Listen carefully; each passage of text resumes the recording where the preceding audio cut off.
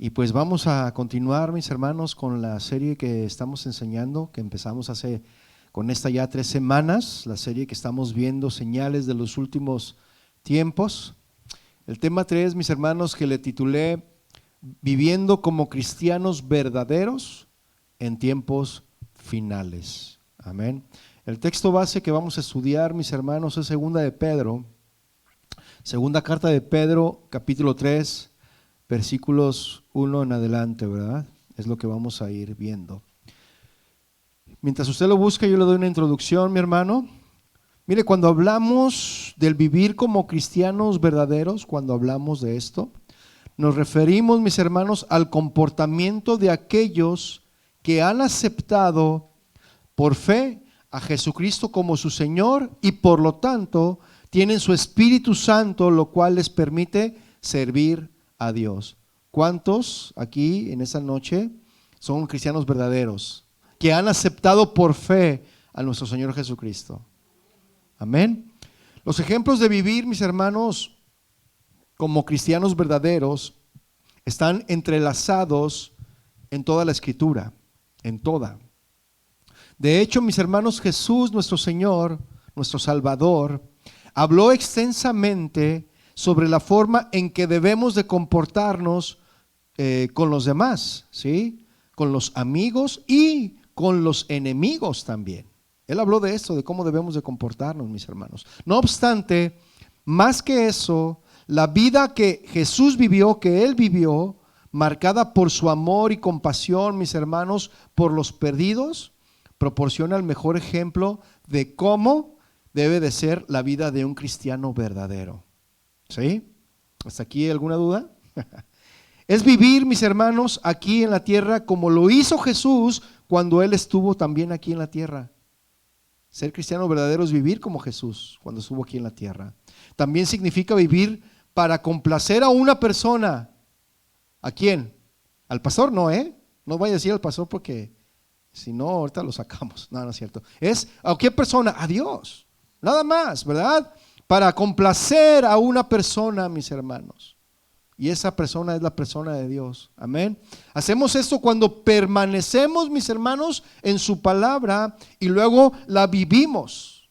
Permanecemos en su palabra y la vivimos cuando somos capacitados por su Espíritu Santo, tal como lo hizo nuestro Señor hasta que dio su último aliento. Amén. Vaya a la segunda carta de Pedro, por favor. Capítulo 3, verso 11.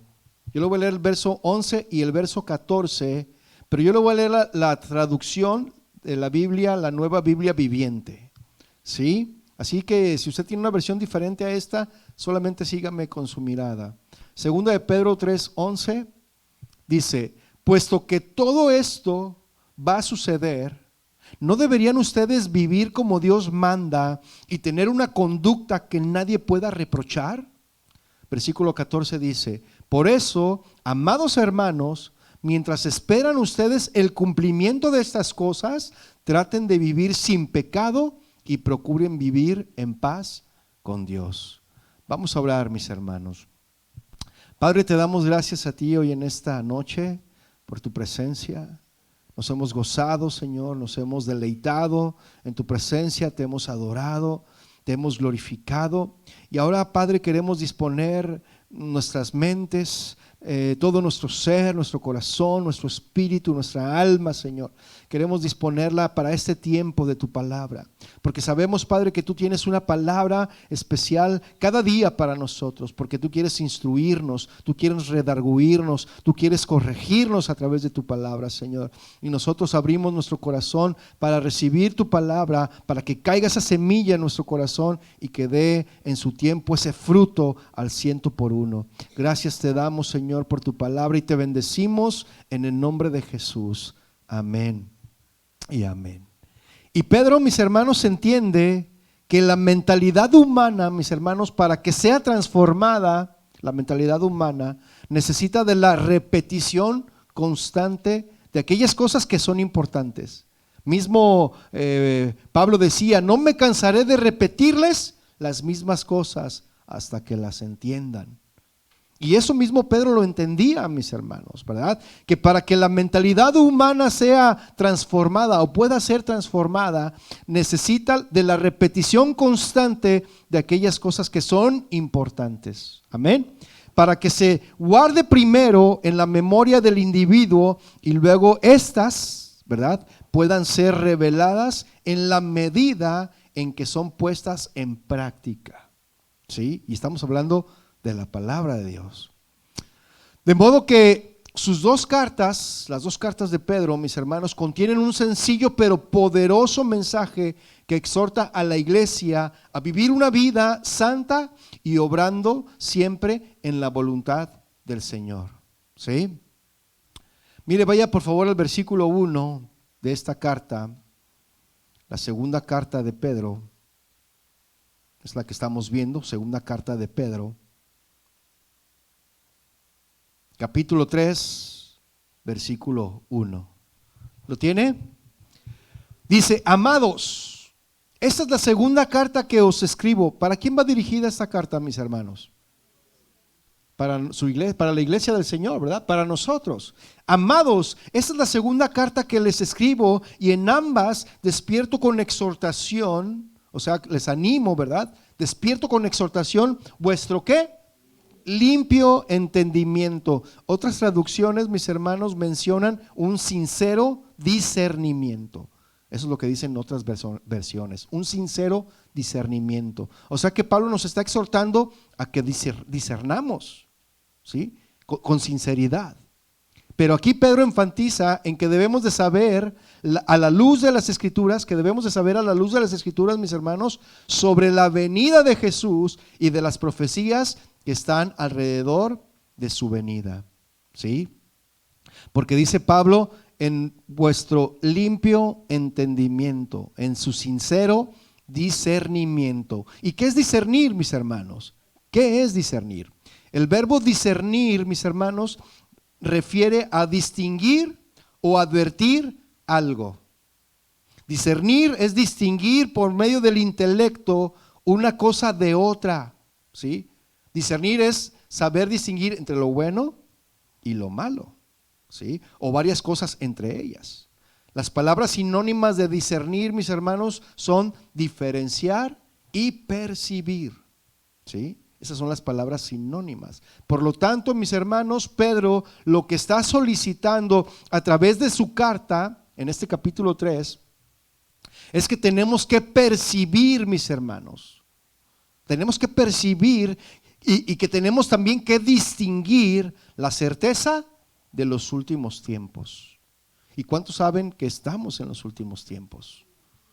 Tenemos que distinguirlo, tenemos que percibirlo. Tenemos que diferenciarlo de las épocas anteriores a las actuales, mis hermanos. ¿Sí o no? ¿Cuántos se acuerdan? Mire, aquí hay más personas de más de 50 años. Yo ya casi llego ahí, ¿verdad? 2 años más y cumplo mi medio siglo de vida, mis hermanos. Pero ¿cuántos recuerdan cómo eran los tiempos anteriores, antes de hoy, de la actualidad? Eran diferentes, ¿no?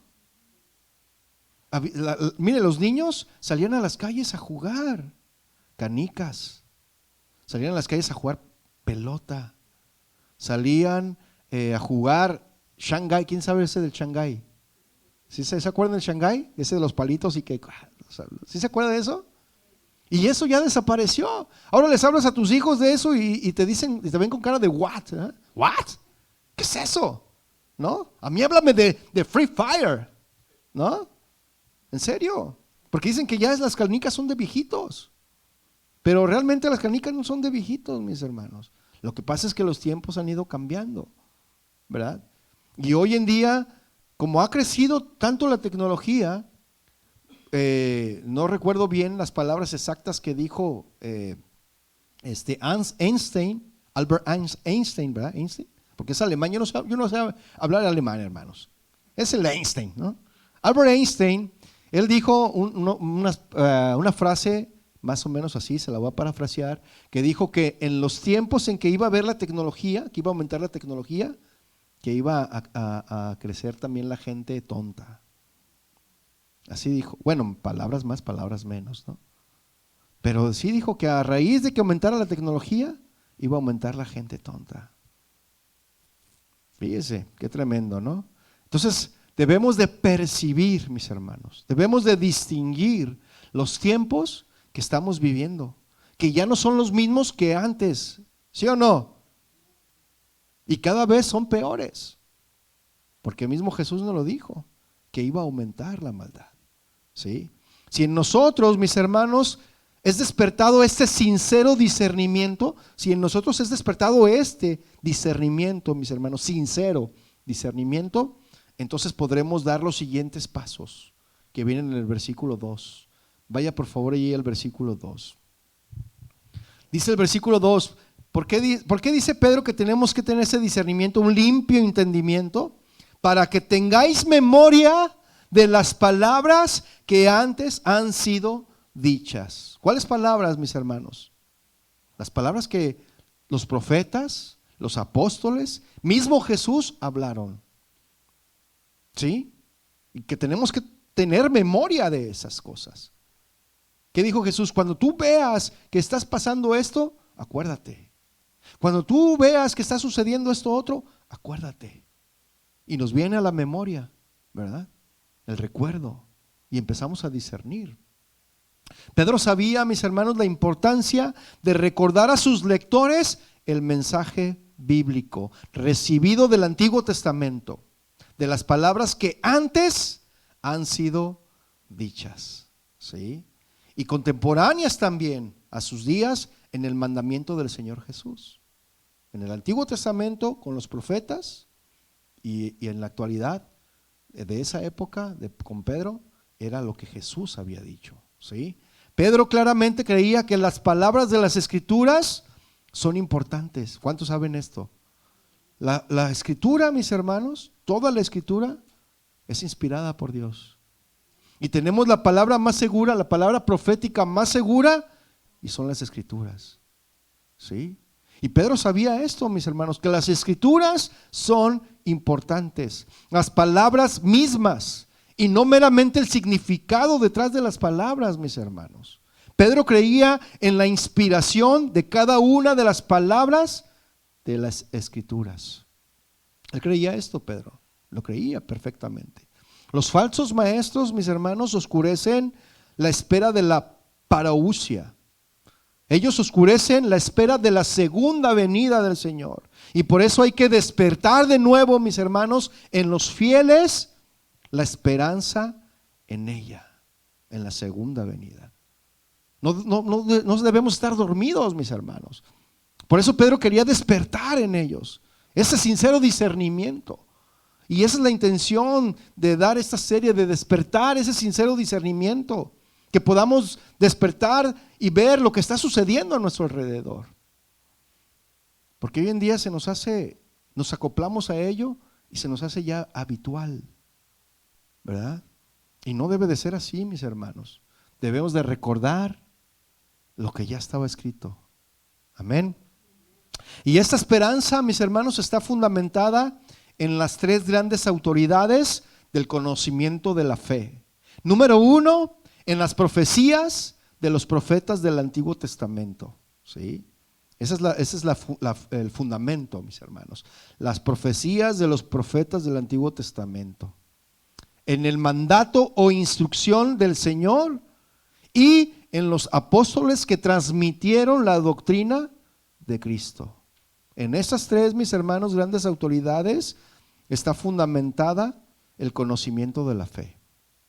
Se lo repito, el conocimiento de la fe está fundamentada en las tres grandes autoridades que son las profecías de los profetas, el mandato o instrucción del Señor Jesucristo y los apóstoles que transmitieron la doctrina de Cristo.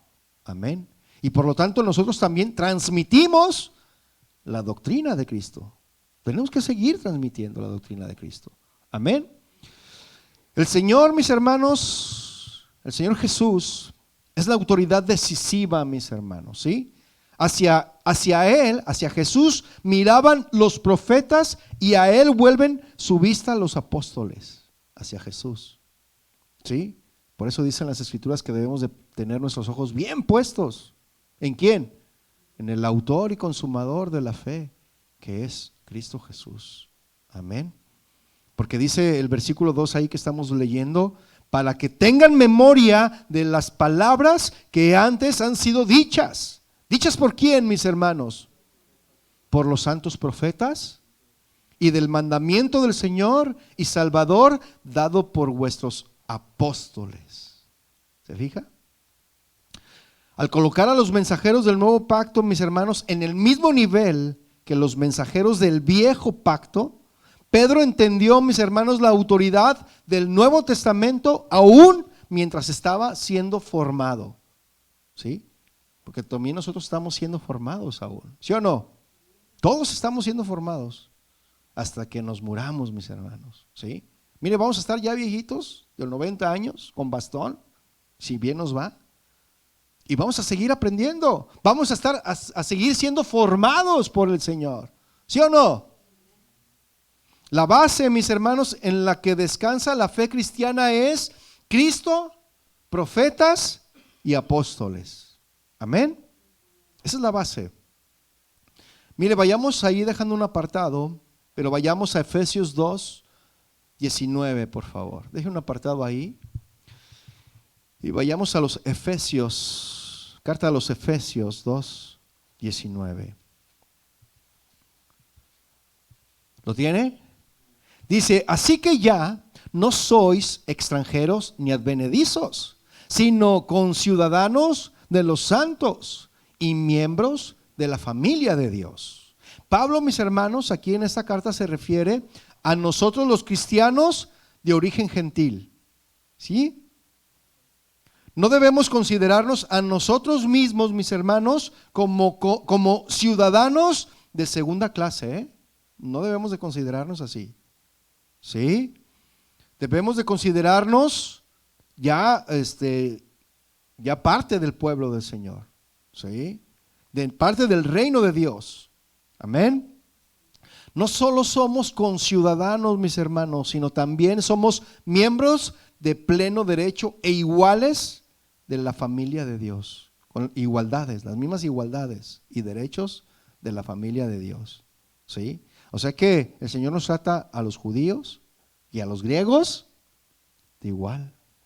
¿Qué dice la palabra? Ya no hay judíos, ya no hay griegos, ya no hay hombres, ya no hay mujeres, ahora todos somos uno en Cristo. Amén. Y el versículo 20 de Efesios 2 dice, ¿edificado sobre qué? El fundamento. Ahí está. ¿El fundamento de quién? De los apóstoles y los profetas. Debido a que somos un cuerpo y tenemos un mismo acceso a Dios, mis hermanos, también se deduce que todos estamos edificados sobre un fundamento común. Todos. Nadie está excluido, ¿eh? Todos estamos fundamentados o edificados más bien sobre un fundamento, común. Y ese fundamento son los apóstoles y profetas originales y su revelación duradera. Amén. Registrada en el Nuevo Testamento. Que nadie ponga jamás, mis hermanos, otro fundamento. Que nadie más ponga otro fundamento. No debe de haber otro fundamento. El fundamento ya se puso. Amén. Es decir, la misma palabra de verdad, mis hermanos, la sana doctrina es la que debe de ser el fundamento. ¿Cuántos dicen amén? Lamentablemente, mis hermanos, hoy en la actualidad, se ha ido distorsionando todo esto y se han sacado fuera de contexto los versículos que son el fundamento de la enseñanza para usarlos como un pretexto. ¿Sí? Hoy, mis hermanos, tuercen las escrituras para sacar provecho para su propio beneficio. Qué triste es eso, ¿no lo creen? Cuando ya está establecido un fundamento. ¿Sí? Y le voy a dar un ejemplo sencillo. Versículos tales como, todo lo puedo en Cristo que me fortalece. ¿Cómo usted, quiero que me diga, cómo usted entiende o cómo usted interpreta este versículo? ¿Quién levanta la mano y dice, yo lo interpreto así? No hay problema si se equivoca. Estamos aprendiendo todos, mis hermanos. Yo también aprendí cuando estuve haciendo esto. Estaba también ahí estudiando y aprendiendo. ¿Usted cómo entiende esto? Todo lo puedo en Cristo que me fortalece. ¿Quién se anima? ¿Nadie? No tenga miedo, hermano. Es bueno, mis hermanos, tener en claro que el versículo, todo lo puedo en Cristo que me fortalece, no nos da carta abierta para pedir cualquier cosa o para que hagamos lo que se nos antoje. No, pero muchos lo usan para eso. Este versículo no dice que podemos hacer todo lo que queramos, aunque vaya en contra de la voluntad de Dios. Eso no significa, mis hermanos. Tampoco es una promesa de riquezas o de poder terrenal. Todo lo puedo en Cristo que me fortalece. No, mis hermanos. Cuando conocemos el contexto del versículo, nos damos cuenta de que realmente, mis hermanos, Pablo se refería a que él sabía cómo estar contento, tanto en la abundancia como en la escasez. Por eso decía, todo lo puedo en Cristo que me fortalece. Cuando hay abundancia y cuando hay escasez. Amén. Pero muchos usan este versículo, mis hermanos, para decir que todo, es decir, todo, ¿verdad? Lo podemos, como si fuéramos todopoderosos. Y no somos todopoderosos, mis hermanos. ¿Verdad que no? Hay un solo Dios que es todopoderoso y no hay otro. Amén. En este sentido, mis hermanos, de sentar las bases de una revelación supremamente autorizada, mis hermanos, para todo el pueblo de Dios, no hay más apóstoles o profetas en la actualidad. No hay más. La base, mis hermanos, ya está puesta. Amén.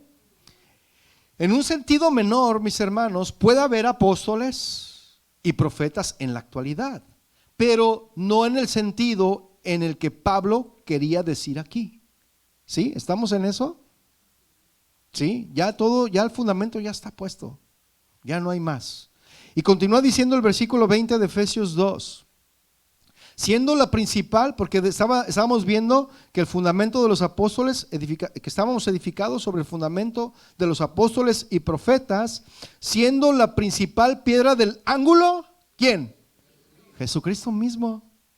La piedra del ángulo. Y esta piedra del ángulo, mis hermanos, se refiere a la piedra de remate, o es la piedra de unión que mantiene unida toda la estructura, mis hermanos.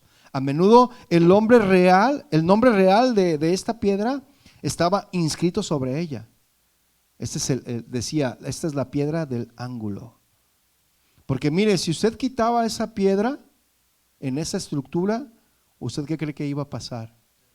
Mire, los que saben de albañilería y que construyen arcos con ladrillos, hay una piedra que es el ángulo, que sostiene todos esos ladrillos que están en ángulo. Usted no se imagina cómo ponen esos ladrillos así y dicen, ¿cómo le hacen para que no se caigan? Hay uno que sostiene todos los demás. Y si usted quita ese ladrillo que es el ángulo de todos los demás, el resto se viene y se cae. ¿Sí o no? Y Jesucristo es la piedra del ángulo de ese fundamento. Amén. Esa estructura y cohesión, mis hermanos, puede tener como andamio el orden sagrado de la iglesia en su aspecto visible. Es el espíritu, mis hermanos, que posee a cada santo para Dios y los une a todos articulándolos a su cabeza. ¿Sí? La cabeza es Cristo. Él es la piedra del ángulo y nosotros somos el cuerpo. Amén. Versículo 21 de Efesios. Dice el 21, en quien todo el edificio bien coordinado va creciendo para ser un templo santo en el Señor. Y a medida, mis hermanos, que nos metemos o nos mantenemos más bien en nuestro fundamento común, todo el edificio del pueblo de Dios crece junto de una manera hermosa. Cuando nos mantenemos en el fundamento, mis hermanos, cuando nos mantenemos en comunidad, en común, cuando nos mantenemos en el fundamento, todo el edificio de Dios, el pueblo, crece de una manera hermosa, mis hermanos, como un templo santo donde Dios habita en belleza y en gloria. ¿Cuántos dicen amén? Y esto nos dice que la iglesia, mis hermanos, la iglesia es un edificio. No este edificio, ustedes, nosotros, somos la iglesia del Señor. Y somos un edificio perfectamente diseñado, mis hermanos, por el gran arquitecto. ¿Quién es el gran arquitecto, mis hermanos? Jesucristo. No es un montón de piedras al azar, mis hermanos, arrojadas al azar, ahí a ver qué sale. No, Dios organiza la iglesia para su propia gloria y propósitos. ¿Cuántos dicen amén? Y esto nos dice, mis hermanos, que la iglesia es un templo santo y apartado para Dios. Amén. Servimos allí como sacerdotes, mis hermanos, ofreciendo los sacrificios espirituales de nuestros labios y corazones, nuestras alabanzas a Dios. Como dice Hebreos 13:15, dice, así que ofrezcamos siempre a Dios por medio de Él sacrificio de alabanza, es decir, fruto de labios que confiesen su nombre. Amén. Y regresando a la segunda carta a los Efesios, en lo que usted regresa, yo abro mi agua. Segunda carta de Pedro, ¿qué dije? Efesios no tienen ni segunda carta, ¿verdad, hermanos? Pero no me vaya a condenar por eso, No es blasfemia, mis hermanos. Segunda carta de Pedro,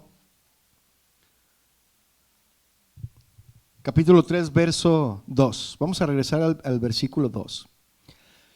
Pedro, mis hermanos, vimos que él entendió que Jesús le dio a sus apóstoles la autoridad inspirada para traer el mensaje a la comunidad del nuevo pacto.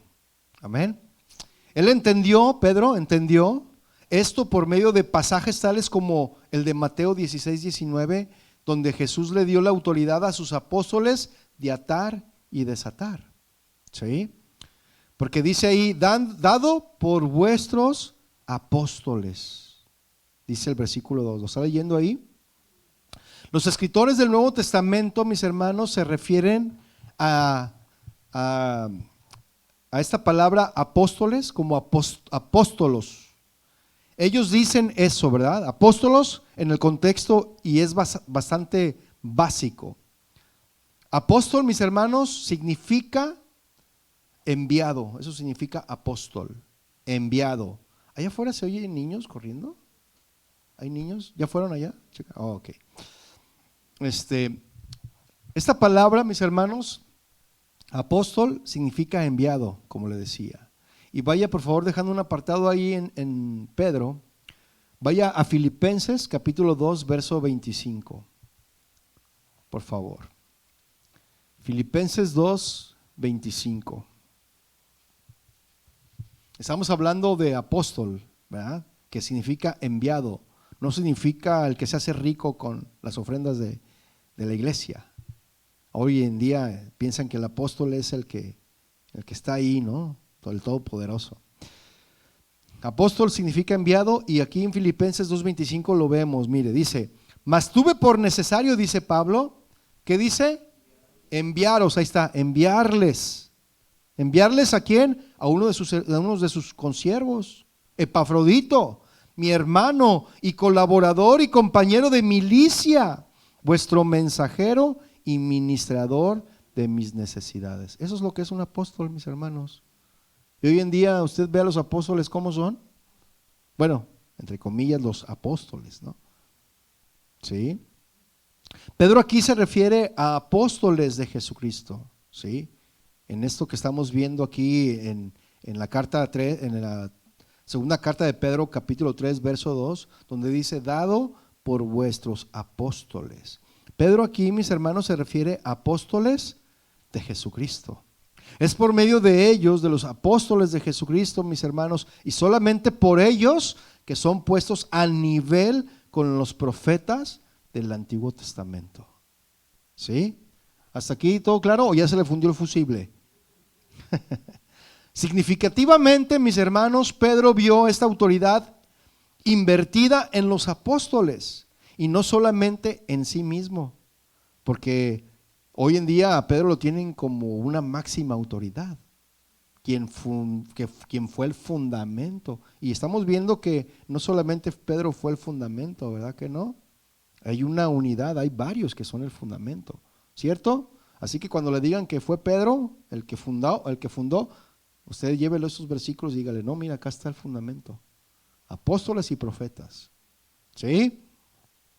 Y vamos a ver entonces, mis hermanos, enseguida, en los versículos 3 y 4, el mensaje de los burladores, ¿sí? Vimos entonces que los falsos maestros, lo vimos, ¿verdad?, oscurecen la espera de la segunda venida del Señor. Por eso Pedro les decía y nos dice la palabra: disciernan, entiendan, distingan el mensaje de los profetas y de los apóstoles, que es nuestro fundamento. ¿Para qué debemos de distinguir, mis hermanos? ¿Para qué debemos de discernir este mensaje? Para que sepamos primero esto, dice ahí, ¿verdad? Vea el versículo 3. Sabiendo primero esto, que en los postreros días, y los postreros días estamos hablando de los últimos días, vendrán burladores. Y otras versiones agregan una palabra que dice burladores sarcásticos. O sea, gente que se burla del cristianismo y aparte son sarcásticos. Con sarcasmo se burlan. Los cristianos, mis hermanos, no se deberían de sorprender de que existen aquellos que se burlan de la idea de que Jesús va a regresar. ¿A cuántos de aquí se han reído de usted porque les dice, Jesús viene pronto, y luego se ríen, cálmate, esa es una fábula, hay 2000 años diciendo eso y ve, no pasa nada, veme, aquí estamos, ve, no pasa nada? ¿Sí? Y se burlan y se ríen. Y Pedro nos dijo que vendrían burladores, y esa es la primera cosa, mis hermanos, ¿verdad?, que tenemos que saber.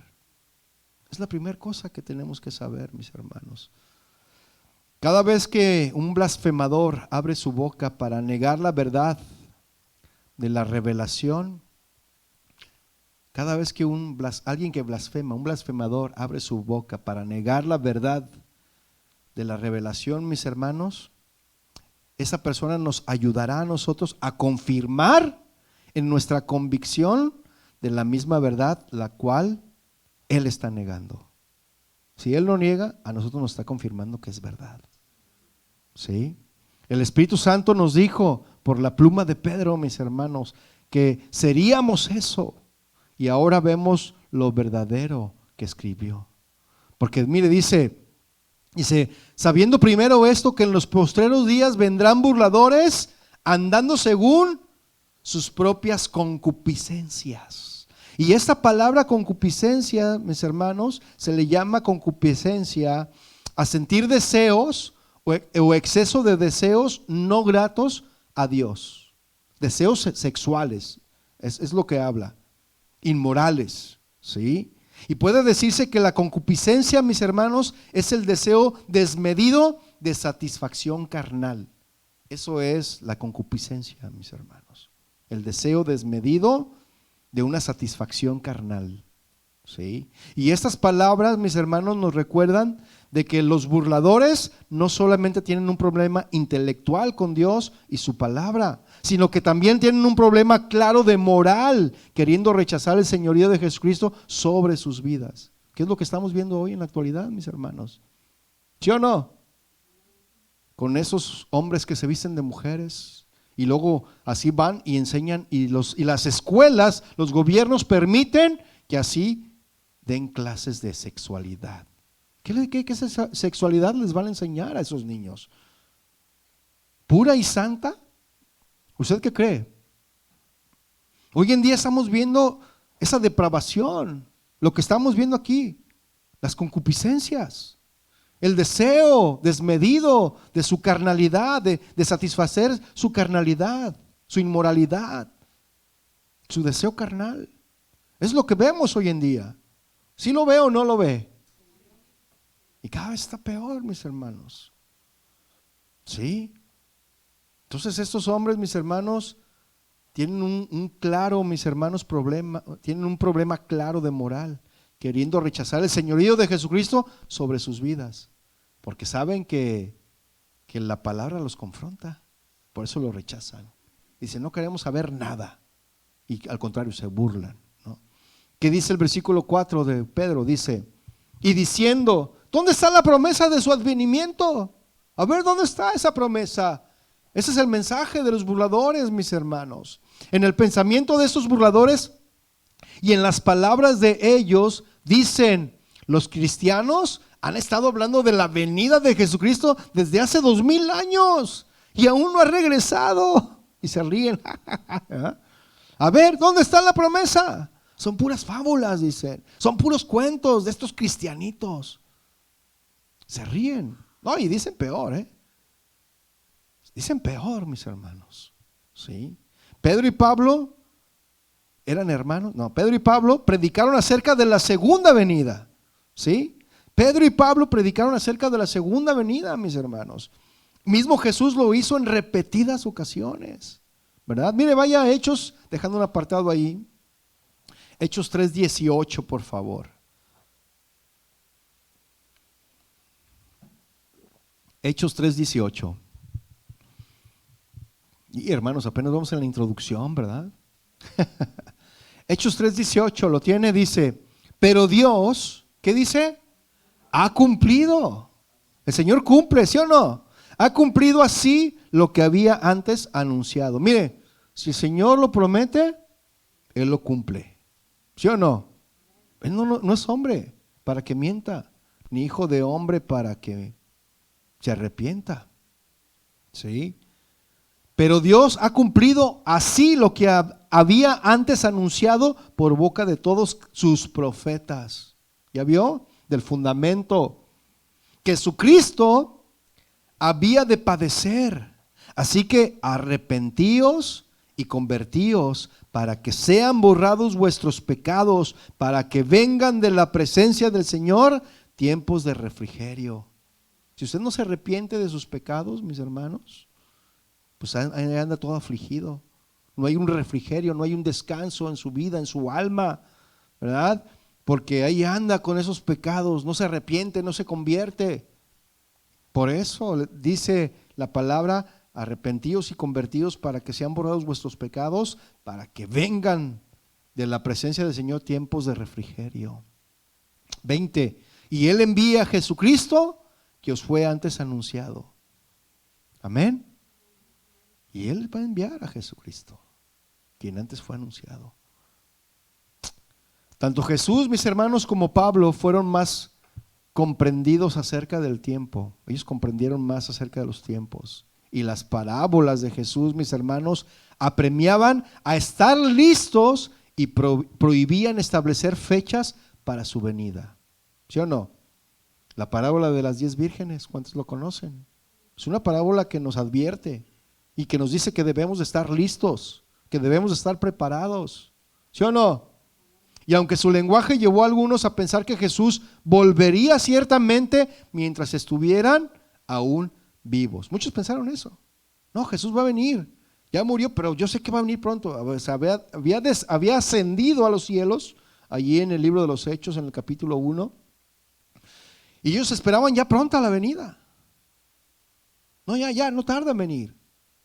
Y desde entonces que Jesús prometió que iba a venir, los ángeles dijeron, este mismo Jesús que viste ascender a los cielos, así mismo descenderá. ¿Sí o no? Es una promesa, mis hermanos. Pero ahorita vamos a ver, porque muchos tienen por tardanza esa promesa, pero ahorita vamos a ver, no me quiero adelantar. Entonces, mis hermanos, estos burladores se ríen, pero nosotros sabemos por las Escrituras y nuestro sincero discernimiento, mis hermanos, que el Señor cada vez está más cerca de venir por su iglesia. ¿Cuántos dicen amén? Cada vez está más cerca, mis hermanos. Y continúa diciendo el versículo 4 de la segunda carta de Pedro, capítulo 3. Dice, porque desde el día en que los padres durmieron, todas las cosas permanecen, así como desde el principio de la creación. Los burladores, mis hermanos, basan su mensaje en la idea de que las cosas siempre han estado de la misma manera en las que están ahora. Ellos basan en eso su idea. Y que Dios nunca ha hecho ni hará nada nuevo en su plan para la creación. ¿Sí? El argumento de los falsos maestros, mis hermanos, es esencialmente es un mensaje naturalista, muy natural. Es un tipo de uniformismo que descarta la intervención divina en la historia, mis hermanos.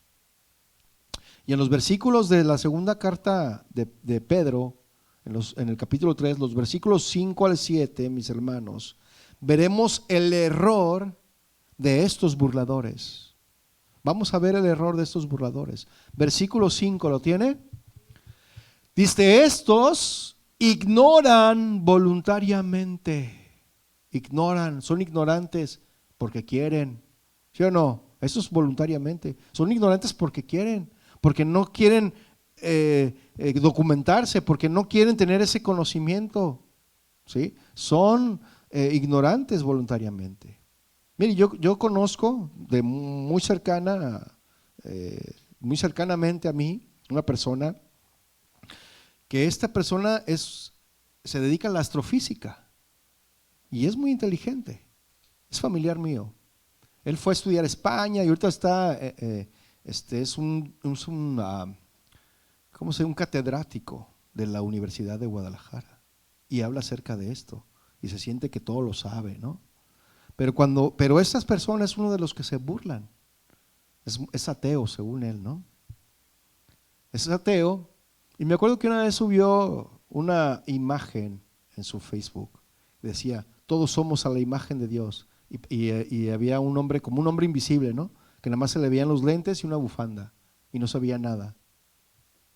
Y le digo, yo pensé y dije, pero esto lo dices en ignorancia. Porque la imagen de Dios, que todos somos a la imagen de Dios, habla del carácter. Habla de lo esencial, de la esencia, no del físico. ¿Cuántos dicen amén? Entonces, la gente que se burla, mis hermanos, se burla por ignorancia. Y aquí dice, estos ignoran voluntariamente. El primer error es que ellos ignoran, mis hermanos. Los burladores presumen sobre la misericordia y paciencia de Dios, insistiendo en que como ellos nunca han visto un juicio extendido de Dios, pues nunca va a haber uno. Eso es lo que dicen ellos. Pero estos ignoran voluntariamente, mis hermanos, la creación de Dios y el juicio que Dios derramó sobre el planeta Tierra en los días de Noé. ¿Sí o no? Y este tema de los días de Noé va a ser la próxima semana, ya lo están preparando para que esté preparado, ¿verdad?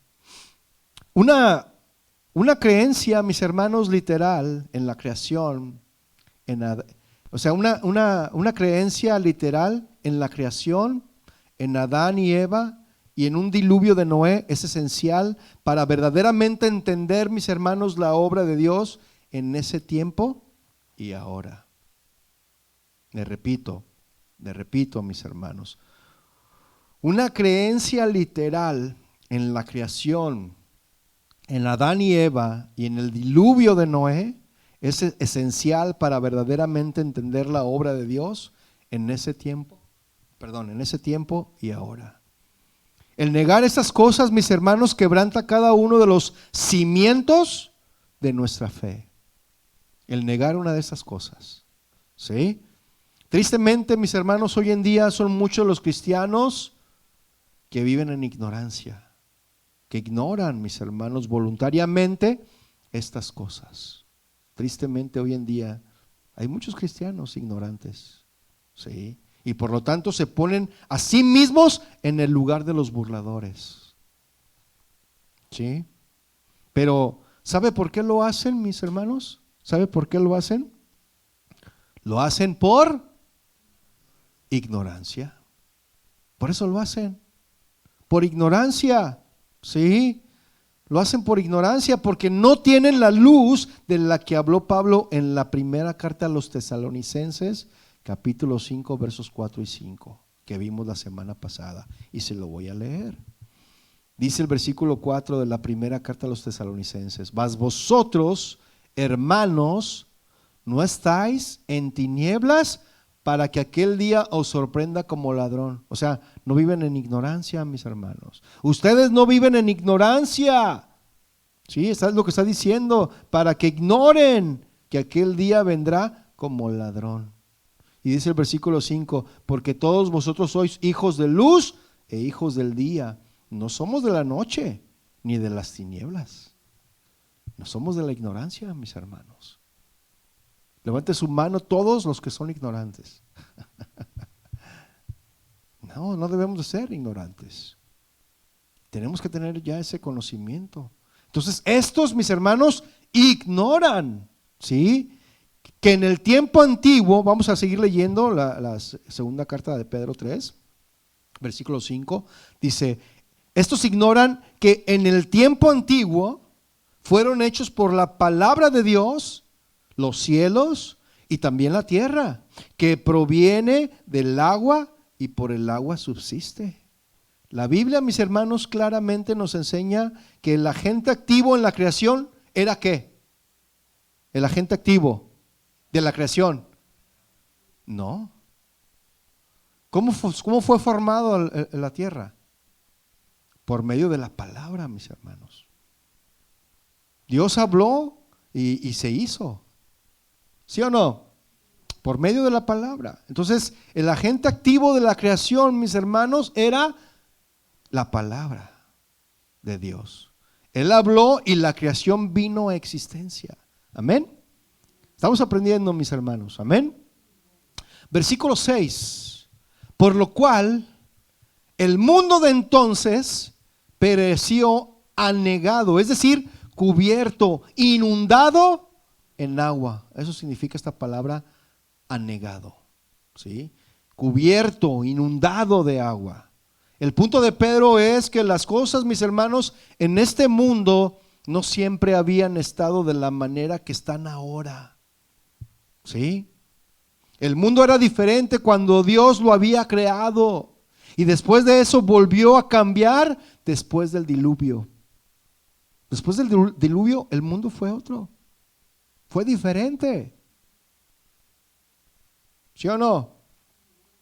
Versículo 7 dice: pero los cielos y la tierra que existen ahora están reservados por la misma palabra, guardados para el fuego en el día del juicio y de la perdición de los hombres impíos. Por lo tanto, nadie debería de burlarse de la promesa, mis hermanos. ¿Sí? Nadie debería de burlarse de la promesa de Dios, de que Él lo cambiará de nuevo. Nadie debería de burlarse de esto, mis hermanos. Y esta vez no juzgándolo con agua, sino con fuego. Él va a venir a juzgar al pueblo, al mundo, mis hermanos, no en agua, en fuego. La misma palabra de Dios que creó toda la materia y juzgó al mundo, mis hermanos, con el diluvio, algún día traerá un juicio de fuego sobre la tierra. Deje un apartado ahí, mis hermanos, y vaya por favor a Joel. Joel está ahí en la Biblia, capítulo 2, verso 28. Joel 2, 28. Ahora pues con el device, en la tablet, pues lo encuentran más rápido, ¿no? Pero sí existe, ¿eh? Joel 2, 28. ¿Lo tiene? Dice: y después de esto derramaré mi espíritu sobre toda carne, y profetizarán vuestros hijos y vuestras hijas. Vuestros ancianos soñarán sueños, y vuestros jóvenes verán visiones. 29. Y también sobre los siervos y sobre las siervas derramaré mi espíritu en aquellos días, o sea, hoy en día, ¿sí? Y daré prodigios, es decir, señales en el cielo y en la tierra, sangre y ¿qué? Y fuego y columnas de humo. 31 dice: el sol se convertirá en tinieblas y la luna en sangre antes que venga el día grande y espantoso de Jehová. Recuerda que han anunciado las lunas de sangre y que la luna la ve bien roja? Es lo que está diciendo aquí. Esos son los anuncios, mis hermanos. Son las señales, mis hermanos. ¿Sí? ¿Cuándo antes había visto usted una luna roja? No, ¿verdad que no? Ahí está, mis hermanos. Dice, el sol se convertirá en tinieblas en el 31 y la luna en sangre antes que venga el día grande y espantoso de Jehová. Y el 32 nos da una esperanza, mis hermanos, y dice, y todo aquel que invocare el nombre de Jehová será salvo, porque en el monte de Sión y en Jerusalén habrá salvación, como ha dicho Jehová, y entre el remanente al cual él habrá llamado. ¿Cuántos dan glorias a Dios por esto? Amén. Ahora, mis hermanos, vamos a ver verdades que los burladores niegan, pero a las que el pueblo de Dios se aferra. Amén. Versículos 8 al 10. Dice el versículo 8: mas, oh amados, no ignoréis esto. Una vez más, no ignoren esto, que para con el Señor un día es como 1000 años y 1000 años como un día. ¿Sí? Lo que a nosotros, mis hermanos, se nos hace que tarda para siempre, no es más que un poco de tiempo para Dios. ¿Sí? Justamente así como una hora puede parecer una eternidad para un niño, ¿sí? En una hora llega tu papá y a los 5 minutos, ya mero llega, ya va a llegar tu papá, ya mero llega, y pasan otros 15, ya mero llega, ¿sí? Pero también una hora puede parecer algo que pasa rápido para un adulto, ¿no? Te levantas, quieres hacer tu quehacer y ya pasó el tiempo y dices, ay, ¿a poco ya pasó el reloj? Oye, pues no, ni he avanzado, ya tengo que ir a recoger a los niños. ¿Sí o no? Así es el tiempo, mis hermanos. ¿Por qué? Porque nuestro tiempo, mis hermanos, el tiempo natural, el tiempo del hombre, es el tiempo cronos. ¿Sí? Pero el tiempo de Dios, mis hermanos, es el tiempo kairos. ¿Sí? Y podría detenerme aquí, pero no quiero avanzar con el tema de hoy. Entonces Pedro, mis hermanos, citó esta idea que dice aquí, que para Dios es un día es como 1000 años y 1000 años como un día. Pedro lo sacó del Salmo 90, versículo 4, mis hermanos. Dije un apartado ahí, si gusta, si no yo se lo leo. Salmo 94 dice, porque 1000 años delante de tus ojos son como el día de ayer que pasó y como una de las vigilias de la noche. ¿Sí? Todo el tiempo, mis hermanos, es una nada delante de Él. El tiempo para Dios es nada. ¿Sí? Porque así como en la presencia y en la naturaleza de Dios todo es eternidad, mis hermanos, por lo tanto nada es largo, nada es corto delante de Él. Nada. Ningún lapso de tiempo deteriora sus propósitos.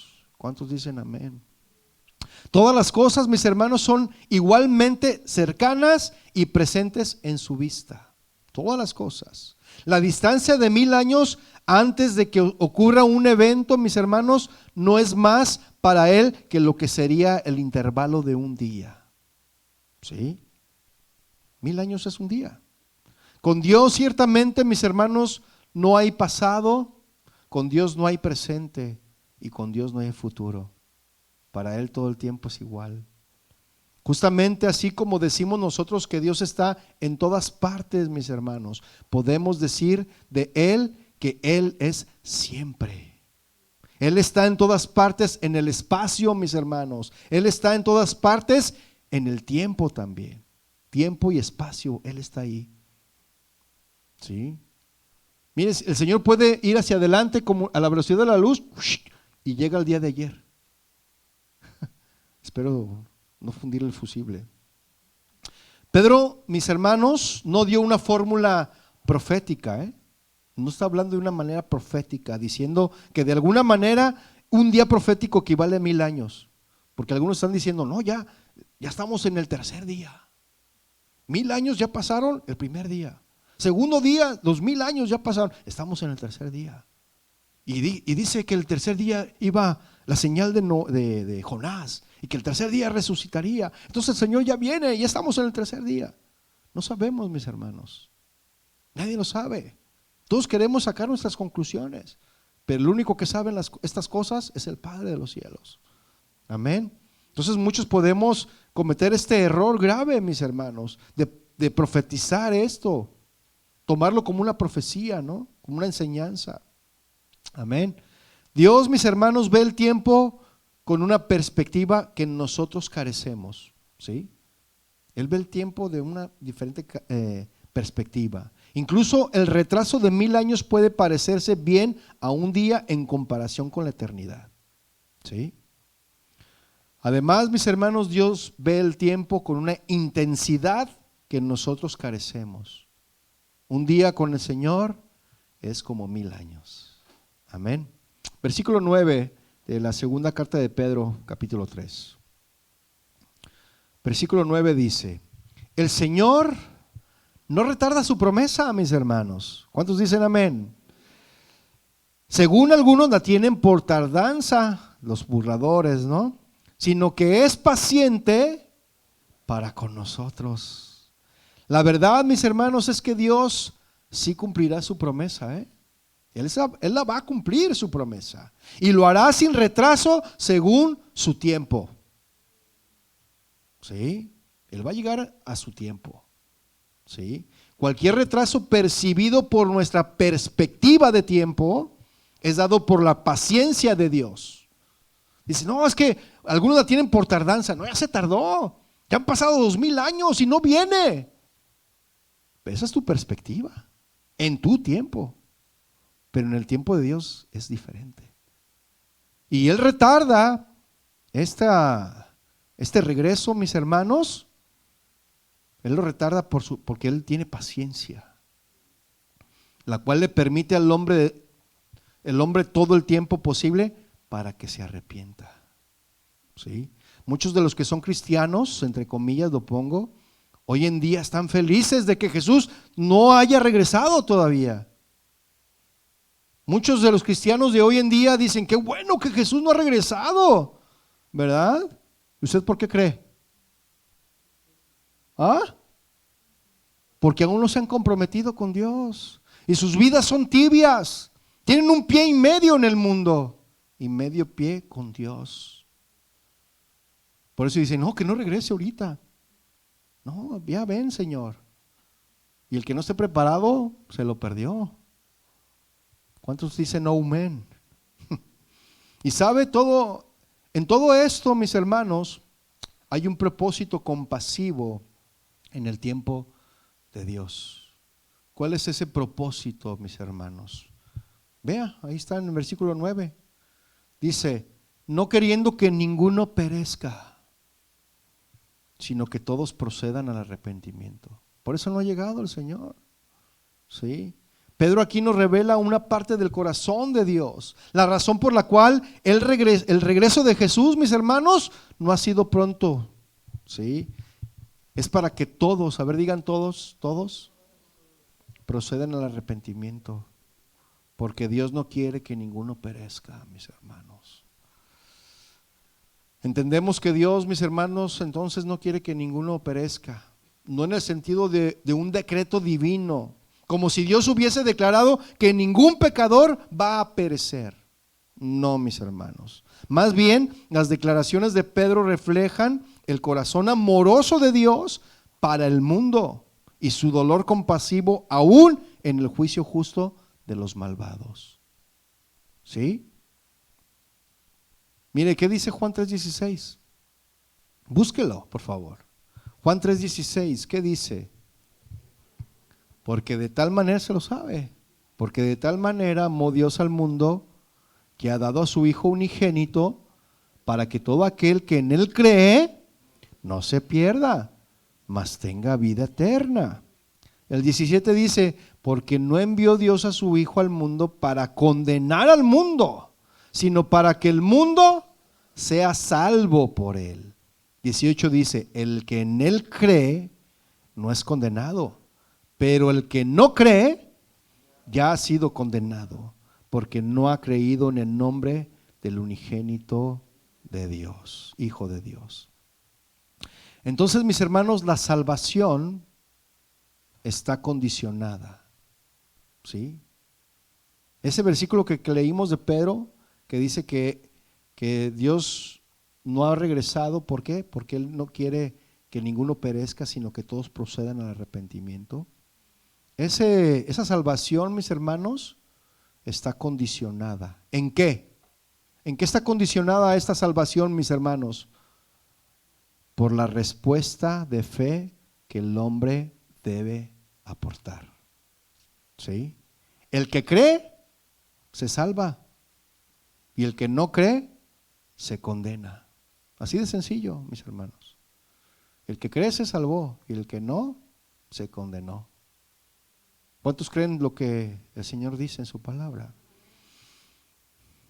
Y este mismo pensamiento es el mismo pensamiento que viene en Ezequiel 33:11. Yo se lo leo, dice: vivo yo, dice Jehová el Señor, que no quiero la muerte del impío, sino que se vuelva el impío de su camino y que viva. Qué tremendo, ¿no, mis hermanos? Así como Dios no quiere que ninguno perezca, y así como Él sí quiere que todos procedamos al arrepentimiento, consecuentemente, mis hermanos, nunca ha ideado ni decretado, mis hermanos, la condenación de ningún hombre.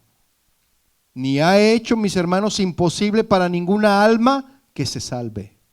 ¿Verdad que no? Nada más sencillo que creer, mis hermanos. Es simplemente creer. Versículo 10 de la segunda carta de Pedro 3. ¿Usted cree que el día del Señor vendrá o no? Dice aquí: pero el día del Señor vendrá como ladrón en la noche. A pesar de que el amor paciente del Señor, mis hermanos, hacia los perdidos hace parecer que está retrasando su venida, la verdad es que Él ciertamente, mis hermanos, vendrá, ¿sí? Y cuando Jesús regrese, mis hermanos, Él vendrá en un tiempo que sorprenderá a muchos, como ladrón en la noche, ¿verdad? Como lo vimos la semana pasada. Y el resultado de su venida, mis hermanos, será una transformación total del mundo presente, ¿sí? En el cual los cielos, continúa diciendo el versículo 10, en el cual los cielos pasarán con grande estruendo, y los elementos ardiendo serán deshechos, y la tierra y las obras que en ella hay serán quemadas. Dios, mis hermanos, ha prometido tratar con este mundo con fuego y no con agua. Y a partir de los versículos siguientes, mis hermanos, Pedro nos dice la manera que debemos de vivir como cristianos verdaderos. Aquí viene lo bueno, mis hermanos, así que no se duerma. Pedro nos dice la manera que debemos de vivir como cristianos verdaderos, viviendo en la luz de los últimos días y la promesa de Dios. Amén. Dice el versículo 11: puesto que todas estas cosas han de ser deshechas. ¿Sí dice eso? Puesto que todas estas cosas han de ser deshechas. O sea que en vista de todo, ¿verdad? En vista al hecho de que este orden mundial y las cosas asociadas con este serán deshechas, mis hermanos. Deberíamos de vivir buscando, mis hermanos, primeramente el reino de Dios y su justicia. Y eso es teniendo una conducta santa y piadosa. ¿Sí? Ahorita lo vamos a ver. Tendemos a pensar, mis hermanos, que el mundo es más duradero y que durará más tiempo que la gente. Tenemos esa tendencia, ¿eh? Y esto no es cierto, mis hermanos. Pedro nos recuerda eso. La gente vivirá por la eternidad, por mucho más tiempo que el mundo. Han de ser deshechas, dice, ¿verdad? Todos los elementos que componen al mundo físico, mis hermanos, serán deshechos por el fuego y serán absolutamente derretidos.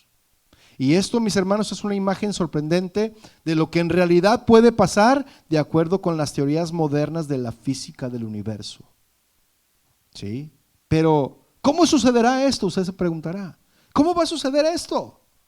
¿Cómo se va a deshacer todo esto? ¿Sabe usted? Le voy a hacer una pregunta, ¿Sabe usted cuáles son los efectos de una bomba nuclear? ¿Usted sabe cuáles son los efectos de una bomba nuclear? Hoy en día todo el mundo está sacando sus armas nucleares y está amenazándose un país con otro con aventar bombas nucleares. Ah, si tú haces esto, pues aquí están mis bombas, mira, ¿eh? Y el otro, pues si tú tienes esta, pues yo tengo más. Y ahí están todos presumiendo sus bombas, sus armas nucleares. ¿Sí se ha dado cuenta de eso o no? Y es peligroso, ¿sí o no? ¿Sabe usted cuáles son los efectos de una bomba nuclear? A grandes rasgos le explico, mi hermano. Si alguien lanzara una bomba, mis hermanos, y donde impacte la bomba, tras el primer impacto va a venir el primer fogonazo lumínico. Se va a encandecer todo, ¿no? Y se puede distinguir una gigantesca bola de fuego que se forma casi al instante. Usted imagíneselo. Y a partir de ese momento la bola de fuego esférica se expande lentamente hasta estabilizarse y empezar a disgregarse, ¿sí? Y esta radiación se expande en forma de una especie de onda de calor o pulso térmico que abraza todo lo que encuentra provocando todo lo que encuentra, provocando en las regiones más próximas a la zona cero la combustión de todo lo inflamable, personas incluidas. Eso fue lo que investigué. Y dice, se funden y evaporan metales y roca. Fíjese, los metales y la roca se van a fundir. En la zona cero todo se volatiliza.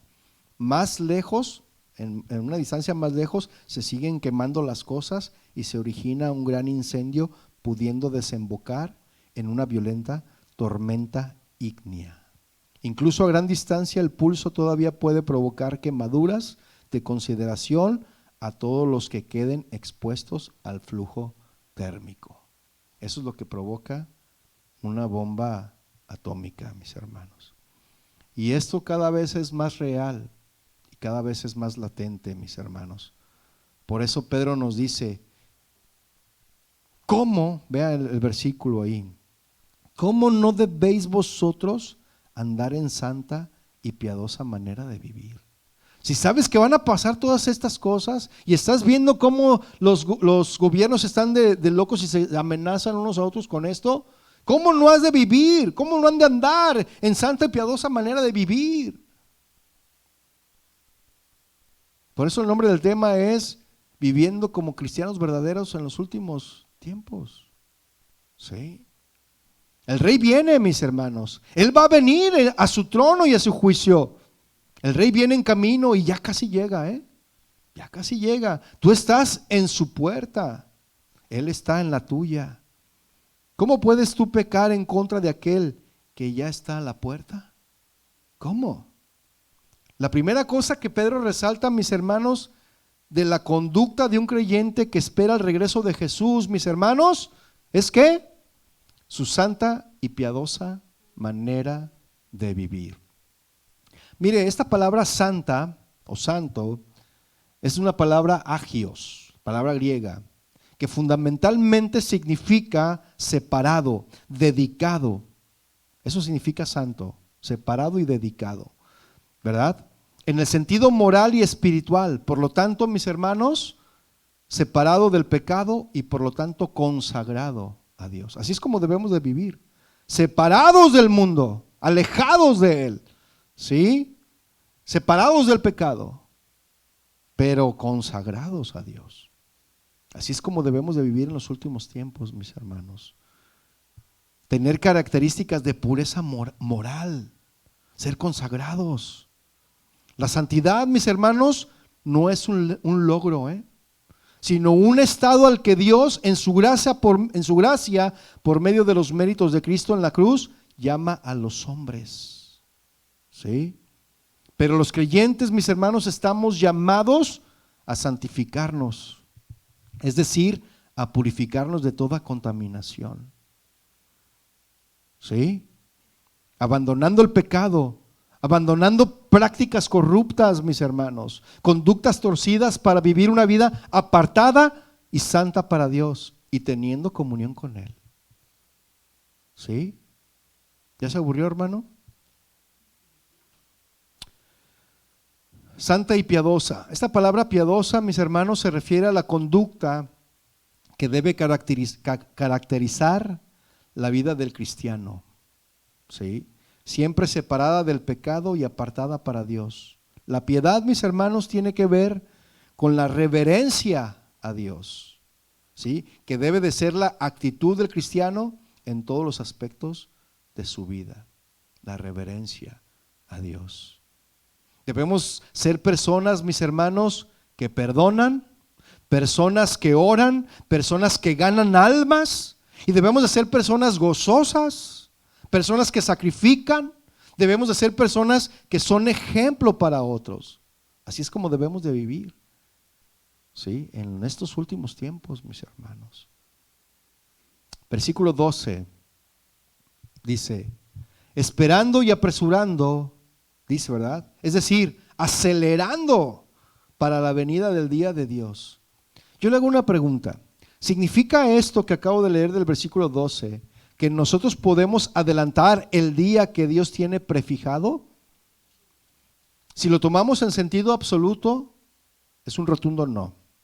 Pero hemos de tener en cuenta, mis hermanos, que tanto las acciones como las oraciones de los hombres son incorporadas, mis hermanos, por Dios en su presencia eterna, a sus planes eternos para su cumplimiento en el tiempo.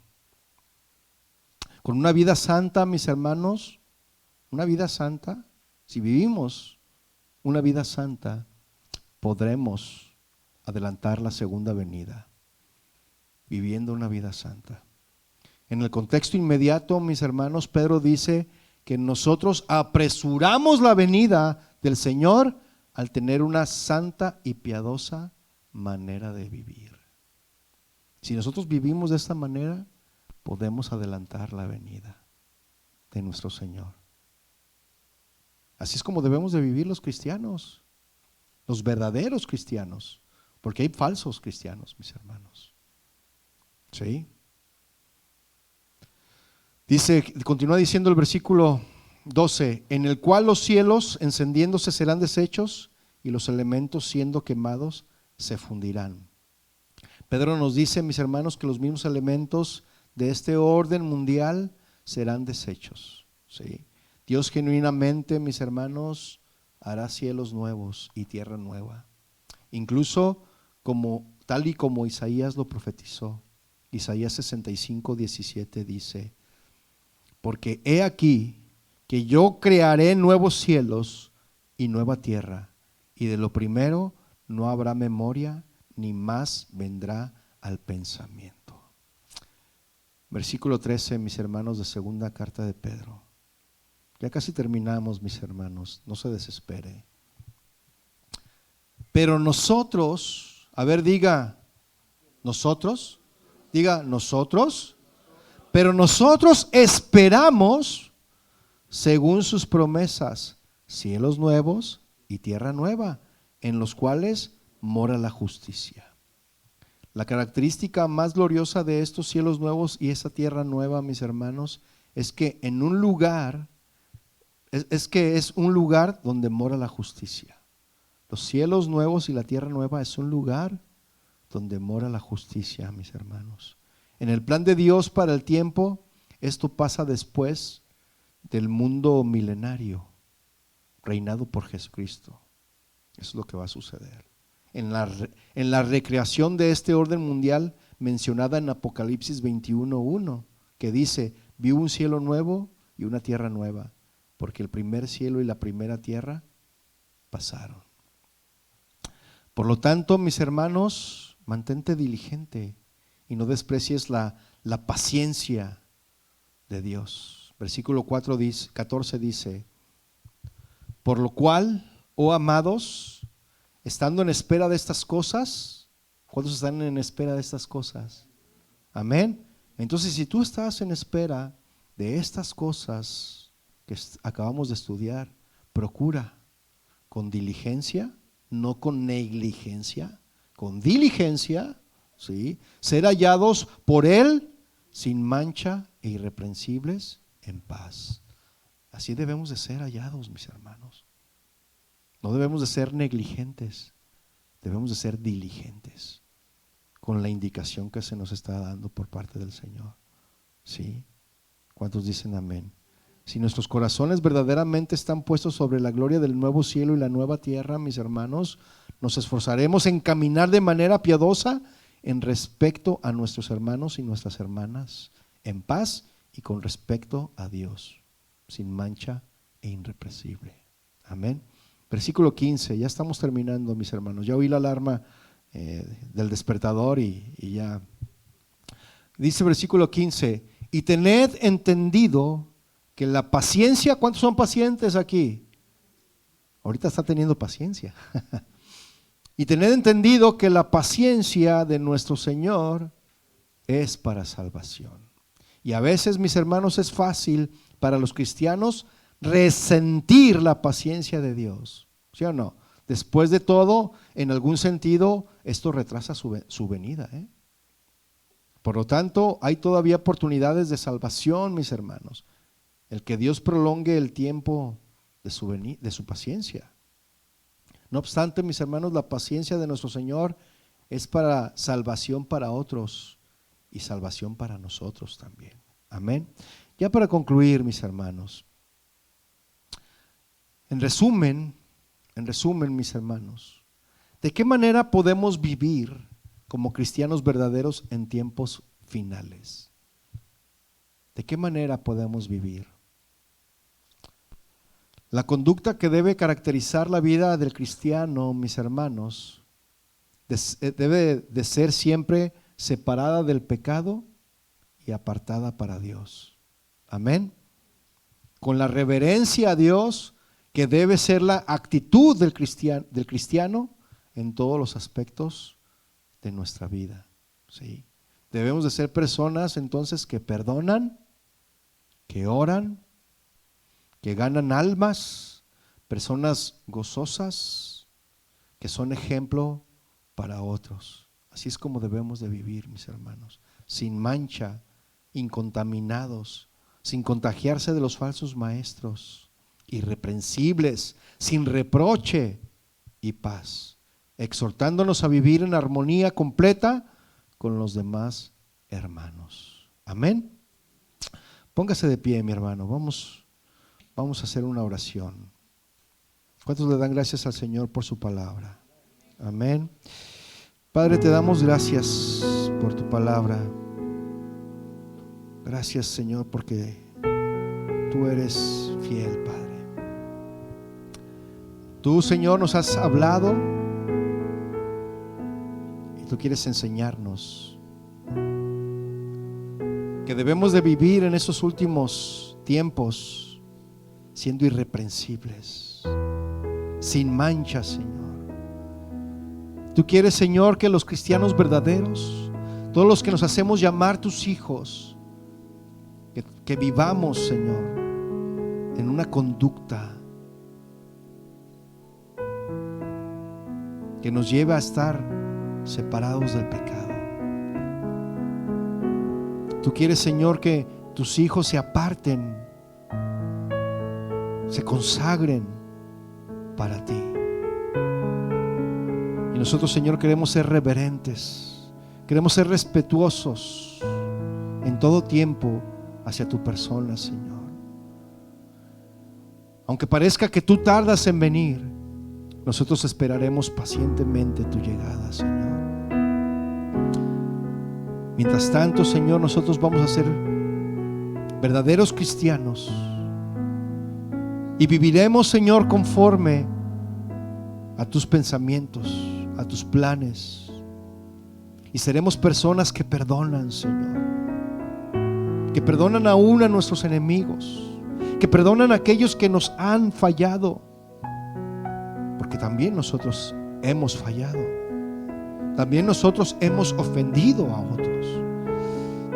Tenemos que ser personas que oran, que tienen comunión contigo, que te busquen en integridad, que te busquen de día y de noche, que tengamos ese deseo, ese anhelo de estar en tu presencia.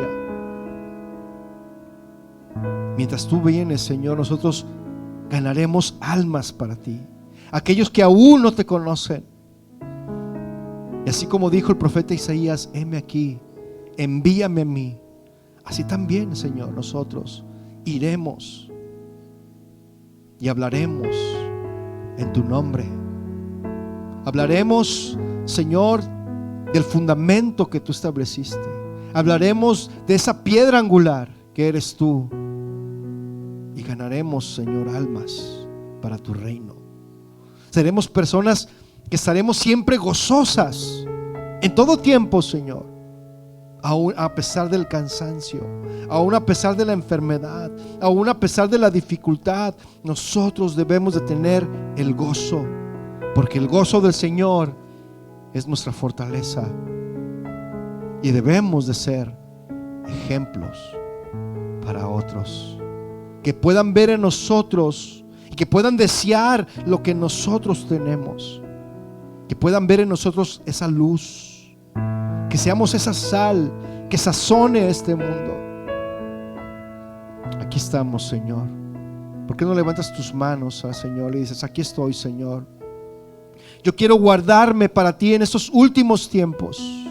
Yo quiero consagrarme para ti, Señor. No quiero contagiarme de esos falsos maestros que hay hoy en día, que quieren, Señor, derribar tus argumentos.